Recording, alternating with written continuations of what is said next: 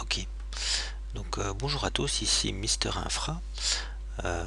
Voilà, ceci va commencer ma première vidéo euh, où je vais un peu présenter ce que j'ai l'intention de proposer. Voilà, donc je travaille comme ingénieur système dans une société de services informatiques depuis un peu plus de 10 ans. Et voilà, je me suis dit que donner des petites VOD tutoriels, explications sur l'informatique côté infrastructure, système, eh bien ce serait sans doute intéressant pour pas mal d'entre vous. On verra s'il y a des gens qui sont toujours intéressés par ce genre de programme, ben on ira peut-être un peu plus loin après. S'il y a des questions, ce genre de choses, ben on verra si je peux faire des tutos là-dessus. Donc voici le programme que je compte vous présenter. Donc le sujet va traiter évidemment de l'installation d'une infrastructure de A à Z. Donc on va voir comment on peut créer son domaine, installer des serveurs, installer une workstation dans le domaine, comment est-ce qu'on va gérer les utilisateurs. On parlera un peu d'autres sujets, donc on va voir ici en détail. Donc le premier sujet pour moi, ça va être de parler un peu des bases, parce que avant de pouvoir vraiment expliquer le fonctionnement d'un serveur, d'un domaine, ben, il faut avoir quelques notions. Donc nous verrons ici dans la première partie les bases, où on parlera un peu de réseau, côté matériel, côté logiciel. Nous verrons ce qu'on a besoin pour pouvoir connecter des PC entre eux. On aura une petite approche de IP fixe, IP dynamique, qu'est-ce que c'est, comment on la configure. Ensuite, nous parlerons de quelques commandes que nous utilisons tous les jours, ou presque. Donc la commande ping, la commande ipconfig. Je verrai d'ici le moment du tuto s'il y a d'autres commandes à mettre dedans.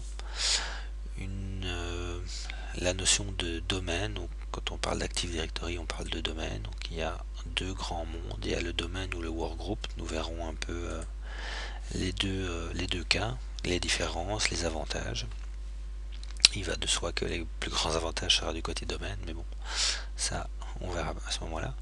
Une petite notion de ce qu'est un DNS et un WINS, parce que finalement, la couche de base d'une infrastructure, c'est quand même le DNS. Donc si le DNS ne fonctionne pas, il n'y a pas grand-chose qui va fonctionner dans votre infrastructure. Donc c'est ça vraiment une couche très importante.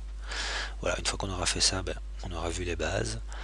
Alors dans un second chapitre, on verra comment on installe un serveur en Windows 2008. Je ferai des virtuelles machines dans lesquelles en vidéo on verra tout le long de l'installation, comment est-ce qu'on peut faire pour installer des drivers, comment est-ce qu'on configure le départ. Quand on a installé sa machine, ben, on va mettre une IP, on va faire les mises à jour, on va faire le fine tuning. Donc ça, ce sera le deuxième point. Je m'arrêterai là pour le deuxième point parce que finalement ce point 2 sera la base des différents autres points, parce qu'il faudra passer chaque fois par l'installation d'un serveur avant de dire ben, on va le customiser de telle ou telle manière. Ensuite, dans une partie 3, nous verrons comment est-ce qu'on installe une Active Directory. Donc, comme on va faire en 2008 R2, ben, le domaine ce sera en 2008 R2. On verra comment on fait un DC promo.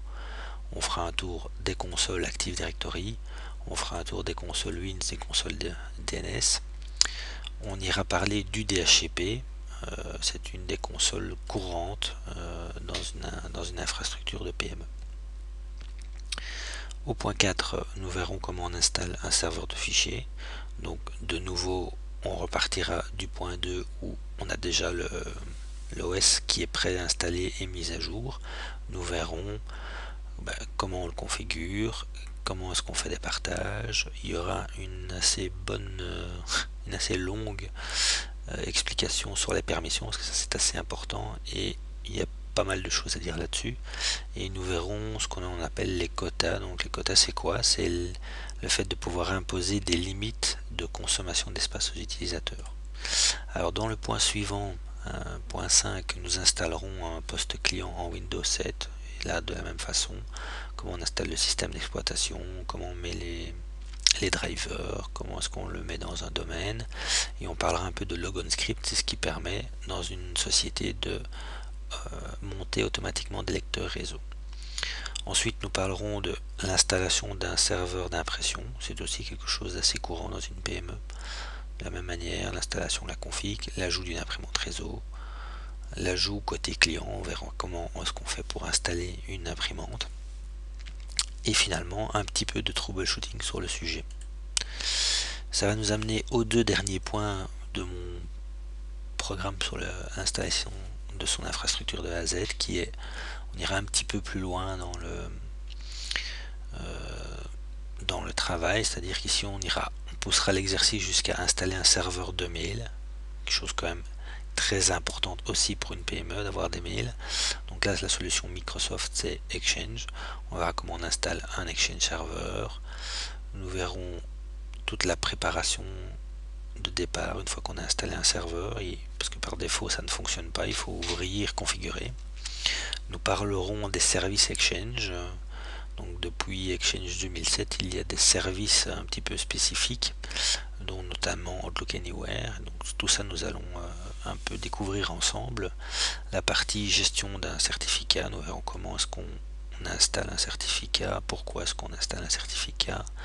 On verra qu'il y a des possibilités d'utiliser un certificat payant ou un certificat gratuit. On verra pourquoi est-ce qu'on conseille d'utiliser un certificat payant. Ensuite, quelques commandes PowerShell pour le BABA. Donc, ça commence à devenir le PowerShell commence à devenir important pour les ingénieurs système et pour tout administrateur réseau. Donc, on fera un tour des commandes essentielles de base pour gérer un Exchange Server.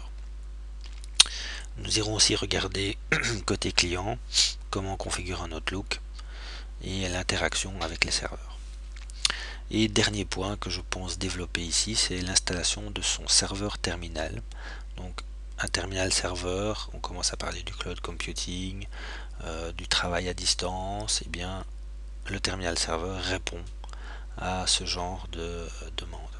Donc on verra comment on installe, on configure, on parlera de Remote Desktop Service qui est en soi le produit Microsoft pour faire du terminal serveur. Nous parlerons de quelques GPO liés à la configuration d'un terminal serveur et un petit point sans doute sur le troubleshooting. Et donc avec ça, je pense qu'on aura fait le tour d'une infrastructure pour PME. Vous serez capable d'installer toute une infrastructure de A à Z grâce à ça. Nous verrons plus tard si jamais il y a des points importants que j'aurais oublié qu'on pourra rajouter. Donc ça, je verrai d'abord si ça suscite de l'intérêt, donc parce que sinon je pense pas que j'irai jusqu'au point 8. Et voilà, donc j'espère que ce genre de programme vous intéressera.